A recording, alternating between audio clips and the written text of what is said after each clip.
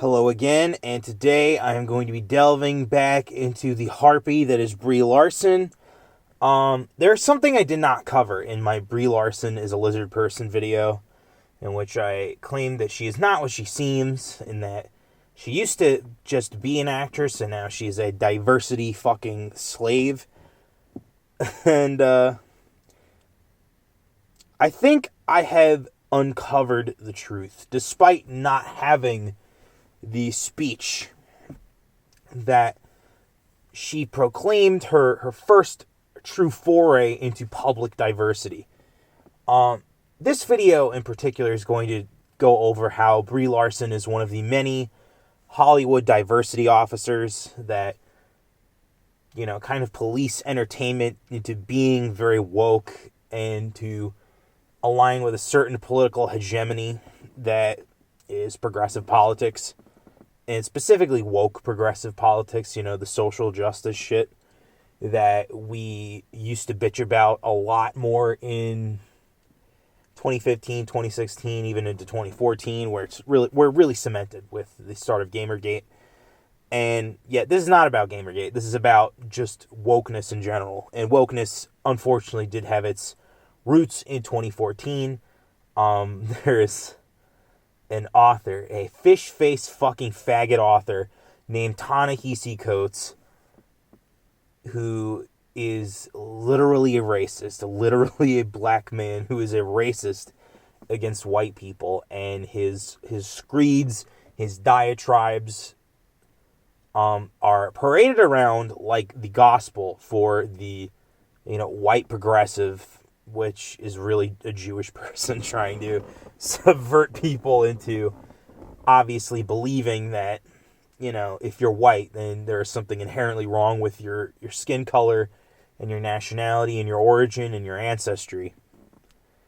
And the speech in question that Brie Larson made to firmly cement her wokeness in Hollywood is the Women in Film 2017 speech. Now, I found the Women in Film 2018 speech in which she said, "I don't care what white dudes have to say about A Wrinkle in Time. It wasn't made for them."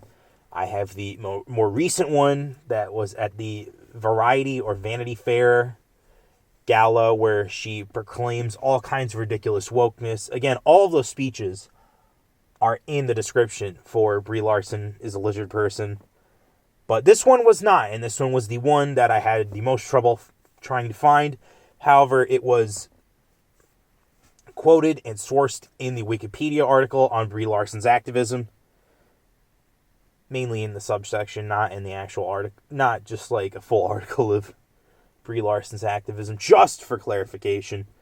So, with this statement of we must do all that we can to stop Donald Trump, she was saying this to a room full of creatives, a room full of directors, producers, writers, actors, above the line people. And based on the theory of Andrew Breitbart that politics is downstream from culture, we can root stuff like this as correlation to causation. And this is what makes Brie Larson a diversity officer. In the sense that she not only promotes woke entertainment, but she promotes the woke enforcement of entertainment. And, shit like her diversity enforcement at any press panels that she hosts, the woke reboot. And what I find incredibly perturbing, what I find incredibly angering about this kind of shit is that if you were to ask her the origins of the modern social justice movement, of postmodernism, of cultural Marxism, she wouldn't be able to tell you anything about, the Frankfurt School or people like Theodoro Adorno or, Foucault or Simone de Beauvoir. And this is because these people are only inundated with shit like Ta-Nehisi Coates, with, racial grievance hustlers like D-Ray Mackison or fucking Tariq Nasheed. I remember when the Battle for Berkeley happened and Tariq Nasheed had that clip of Moldy Locks getting socked by Nathan D'Amigo. And it was all, of course, let's go after white supremacist Nathan D'Amigo and ignore the glaring fucking female communist who Tim Pool caught on tape saying, we are here to, send these Nazis home, or whatever the fuck she said. That was so incriminating. And, this kind of shit was shared by people like Chris Evans, Captain America. The guy who's supposed to not give a shit about, the failings of post-racial America, who's supposed to stand for the virtues of having a post-racial America, is openly flaunting, communists as good people, and they are not good people. And Brie Larson is just another one of these actresses who, caught in a similar situation, would probably do the same. And especially if you look through her Twitter profile, you would probably find a whole bunch of this crap of, pushing all these kinds of diversity, woke, anti-white rhetoric that is just not helpful to solve the problem of, preventing the race war. Like, okay, for all the people in the Fandom Menace who are not that politically savvy, let me break down what is the doomsday scenario for race relations in this country. It is simply the race war. It is an extrapolated version of Charlottesville 2017, just spread out all across the country in every major city, every secondary, tertiary city. You just have blacks and whites fighting in the streets and just chaos ensuing, calling for, states of emergency to shut down these kinds of events. But, instead of letting the police do their jobs and crack down on the agitators, they let it happen so that way everyone in the media can get their sound bites in and proclaim that the race war started. And of course, all of these cupped whites would be the first on the chopping block on both sides. Both sides would reject these quote-unquote anti-racist activists because at that point, black supremacists have no use for them, and white supremacists or supremists believe them to be the enemy. So, of course, they're gone. We don't need you anymore. You've fulfilled your duty to the black supremacist. And the white supremacist views you as straight up the enemy. So, you're just going to be fodder for the cannons. And people like Brie Larson do not understand this. They do not understand where their line of thinking comes from. They only understand the kind of surface level base accusations made by people like Ta-Nehisi Coates, made by people like Tariq Nasheed, made by people like D. Ray Mackison and Sean King. And this is the kind of harmful dialectic that wokeness promotes. Okay, so I was listening earlier in the week to your boy Zach's reviews of not only the 4th episode of Watchmen, but the podcast that goes over the first 3 episodes of the Watchmen television show with showrunner Damon Lindelof and Chernobyl showrunner Craig Mazin, who is a former roommate of Ted Cruz's by some weird twist of fate. That the guy that created Superhero Movie and ran a fucking podcast of some repute that I forget the name of is completely just, another political hack.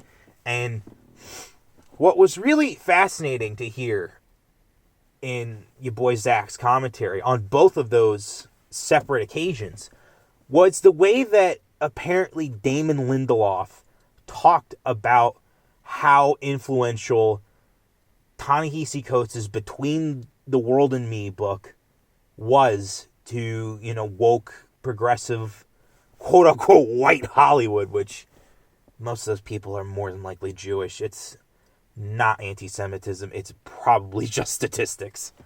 And to me, what I find incredibly disgusting about that kind of shit is that it's simply just promoting division and hatred.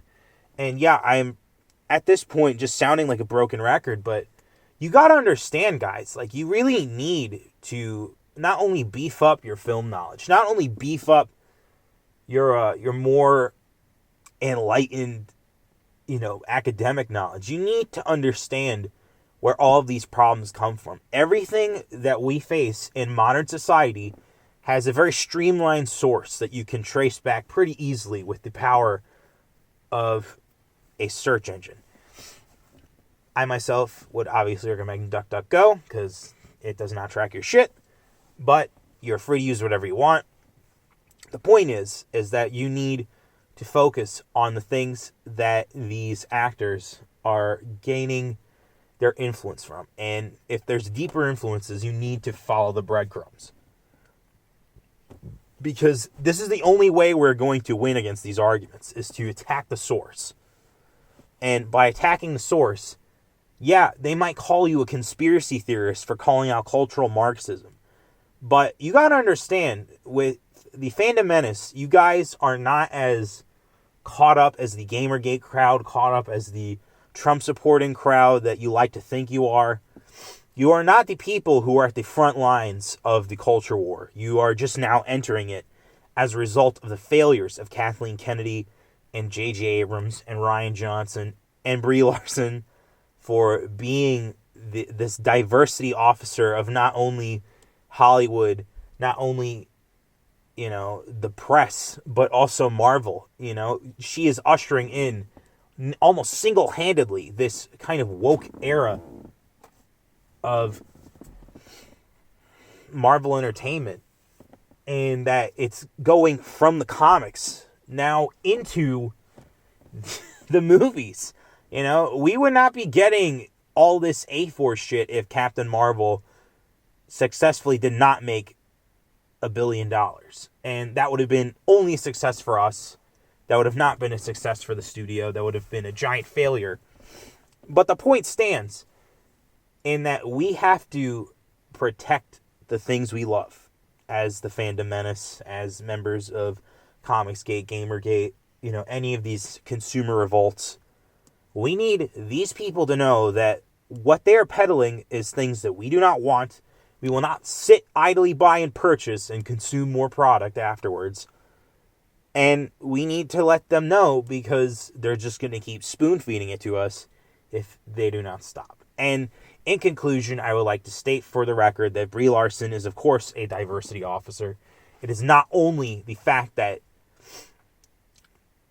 anytime someone tries to write anything glowing about Brie Larson, it always leads back to her diversity initiatives. It's not only the fact that she demands diversity in the press, in entertainment, everywhere she goes.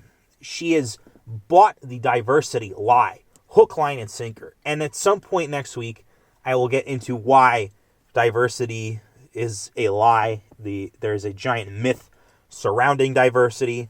And this is because this kind of shit needs to be broken down and destroyed, because it is not helpful for the dialectic. It is not helpful moving forward in this country to have a strong right and a strong left to hash out ideas over. The progressive left and the neocon right are almost built for each other, in the sense that they are, the worst forms of both conservatism and leftism.